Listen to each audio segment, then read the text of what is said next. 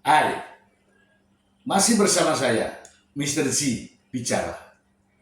Tentu saja bicara tentang kebenaran, berdasarkan fakta, data, dan realita. Teman-teman, mungkin ya, teman-teman tidak sengaja, tapi ini nyata.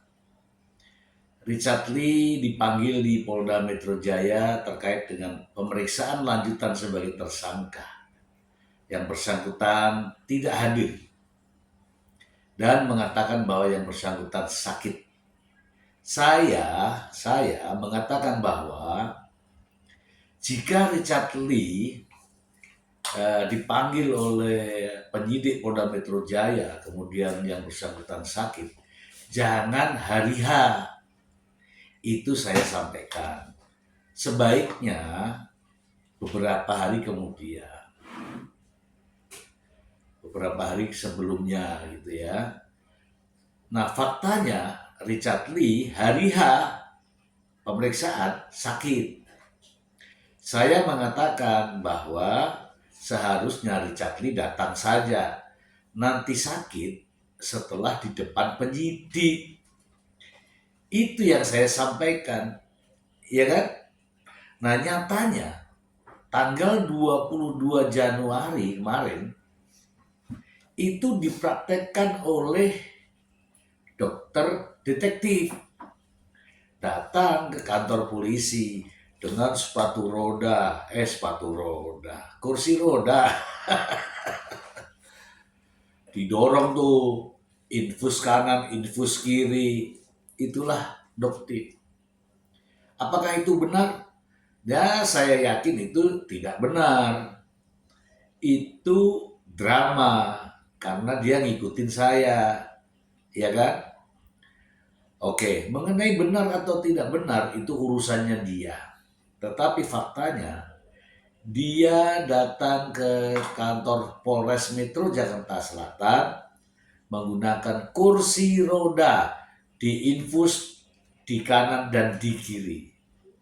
Dan itulah itulah yang membuat penyidik empati dan pemeriksaan tidak dilakukan karena dianggap sebagai orang sakit. Tapi apakah itu benar? Ya, itu tergantung bagaimana penilaian daripada penyidik. Supaya tidak menjadi fitnah teman-teman, saya bacakan ini ya, saya bacakan. Berikut. Dari okeyon.com, diperiksa pakai kursi roda, Doktif bantah sindir Richard Lee. Saya kooperatif. Kenapa saya ketawa? Karena jauh hari sebelumnya saya sudah tebak gitu ya. Kita bacakan saja.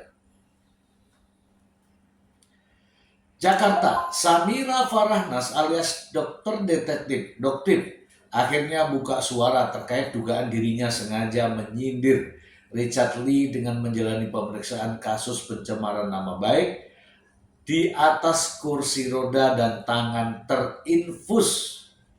Pada awal media, Doktif menegaskan datang ke Polres Metro Jakarta Selatan memakai baju pasien rumah sakit dengan kursi roda dan tangan diinfus karena kondisi kesehatannya sedang drop.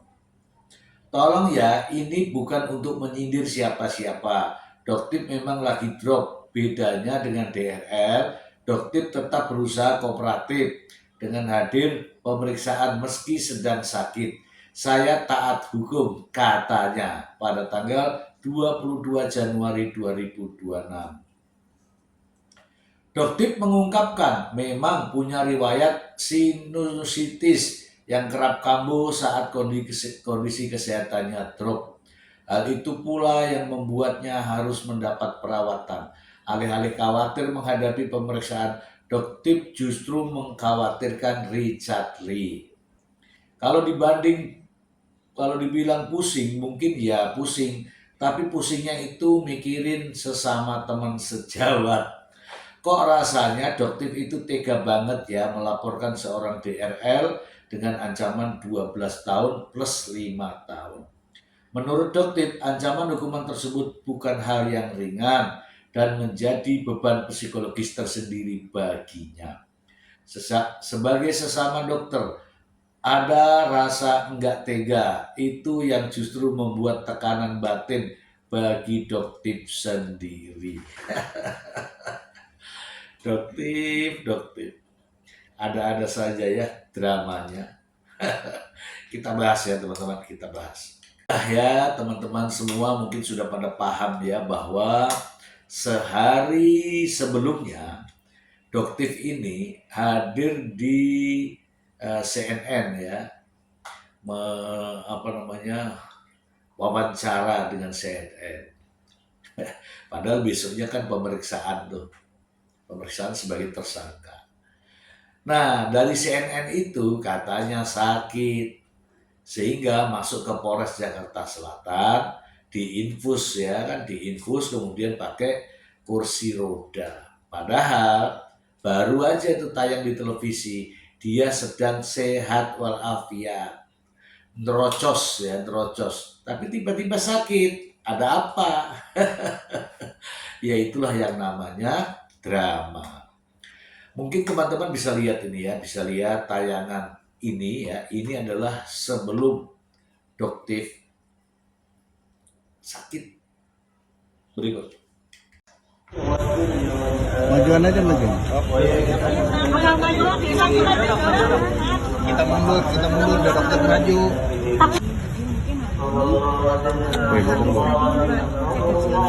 Capek banget. Jadi kayaknya tapi bagaimanapun juga kan dokter sudah janji untuk sakit ya. Jadi ya udah nanti akhirnya dokter bawa aja. Udahlah nggak apa-apa lah dokter datang di sini. Kita datengin panggilan penyidik ya sebagai panggilan sebagai sudah dilakukan yang namanya sidang oleh MDP. Tapi tidak. Boleh saya tanggapi? Baik. Tidak. Saya tidak tahu, tapi yang jelas sebentar kan dulu, pasti. sebentar. Ini perlu kita klarifikasi. Sudah disidang. Tadi Doktif mengatakan bahwa ini sudah disidang. Saya tidak mengatakan bahwa ini belum disidang. Ya, yang tadi saya katakan adalah formil bagaimana tahapan-tahapan proses penyelidikan, penyidikan, penetapan tersangka menurut Undang-Undang Kesehatan. Tapi kalau sudah mau masuk materi, saya mau sampaikan bahwa betul memang sudah dilakukan sidang majelis disiplin profesi. Pertanyaannya, kapan itu dilakukan? Dalam proses penyidikan. Sedangkan dalam Undang-Undang Kesehatan, jelas sekali di situ diatur bahwa proses MDP itu harus dalam proses sebelum penyidikan, Oke, yaitu agar proses clear. penyelidikan. Kapan? Itu tanggal berapa dan ketika masuk penyidikan tanggal berapa untuk memberikan Yang gambaran pasti kepada setelah publik? proses penyidikan. Kalau masalah tanggal kita perlu cek lagi. Bang Jeffrey, sekarang saya balikin. Saya sebagai tersangka di Polres Jakarta Selatan. MDP tidak pernah dilakukan sampai detik ini. Bagaimana dengan kasus Begini, seperti itu? sekali lagi saya tidak mau masuk ke dalam materi, tetapi karena Doktif bertanya, pertanyaannya begini. Tadi Doktif menggunakan kalimat pasien, kata pasien. Maka di sini Dokter Richard melakukan profesinya. Berbeda dengan pencemaran nama baik. Mohon maaf nih, seorang berprofesi sebagai dokter, mohon maaf sekali lagi, andai kata melakukan pembunuhan, itu bukan ranah MDP. Tetapi ketika Doktif tadi menggunakan kata pasien, maka dia berprofesi sebagai dokter. Maka MDP harus masuk di situ. Dan masalahnya adalah proses sidang MDP itu dilakukan pada saat proses penyidikan. Oke, kita bahas ya teman-teman, kita bahas. Mungkin inilah yang ditunggu oleh teman-teman ya, pendapat saya. Lagi-lagi ini pendapat pribadi saya. Teman-teman bisa lihat sendiri ya bagaimana aktivitas daripada dokter detektif. Tidak ada nampak sakit sedikit pun, tidak ada. Bahkan ya kalau dibandingkan dengan malam-malam menunggu Dr. Richard Lee, justru bertentangan dengan kondisi ketika mau diperiksa di Polres Jakarta Selatan. Jadi menurut pendapat saya teman-teman, Doktif tidak sedang sakit. Ya, Doktif membuat drama. Dan drama itu ngepasi bahasanya ya, tepat gitu loh. Ya meskipun ini drama tetapi tepat. Mengapa? Karena penyidik itu melihat kasat mata. Kasat mata, Doktif pakai kursi roda, Doktif diinfus, datang ke Polres Jakarta Selatan. Itu menandakan bahwa dari kasat mata ya, Doktif sedang sakit. tetapi mau hadir ke Polres Jakarta Selatan agar terlihat nampak bahwa dia kooperatif. Sejatinya itu semua adalah drama. Kenapa? Dibandingkan dengan sehari sebelumnya yang, mungkin teman-teman tahu sendiri ya, tapi beda nih. Nah, seandainya saja penyidik bersikap profesional, kehadiran Doktif adalah orang yang paling ditunggu dalam pemeriksaan ini. Ketika Doktif datang dengan kursi roda dan infus, maka penyidik tidak melihat dari kasat mata saja, tetapi harus melihat dari kacamata medis. Ya seharusnya sih justru hadirkanlah tim kesehatan dari kepolisian untuk melakukan pengecekan terhadap Doktif ini. Kan banyak tuh ada dokpol-dokpolnya di Polres Metro Jakarta Selatan, hadirkan. Apakah Doktif ini sakit, pura-pura sakit, atau yang akan datang akan sakit, gitu. Atau sekedar drama. Ya kalau saya menilai sih ini drama. Ini saya ya yang bicara ya, saya ya. Jadi ini bertolak belakang dengan apa yang ditampilkan ketika di CNN. Dia terlihat begitu garang, mengucapkan tanpa ada rasa sakit sedikit pun. Tiba-tiba saat diperiksa, pakai kursi roda, pakai infus, ngoceh di depan wartawan. Inilah yang dimaksud dengan drama. Ternyata dramanya berhasil, kawan-kawan. Kenapa? Karena penyidik ya melihat dari kasat mata. Penyidik akhirnya tidak jadi memeriksa karena sedang sakit. Padahal sebenarnya tidak. Kalau penyidik mau tahu, datangi rumahnya, nanti infusnya dilepasin semua, kursi rodanya dikembalikan. Itulah faktanya. Bener ini. Ya. Ini drama. Drama yang sedang diperankan oleh seorang dokter detektif, atau bolehlah orang mengatakan manipulatif. Tapi namanya yang di media adalah dokter detektif. Tapi saya melihatnya ini penuh dengan manipulatif. Kenapa? Ya ini kelihatan kan.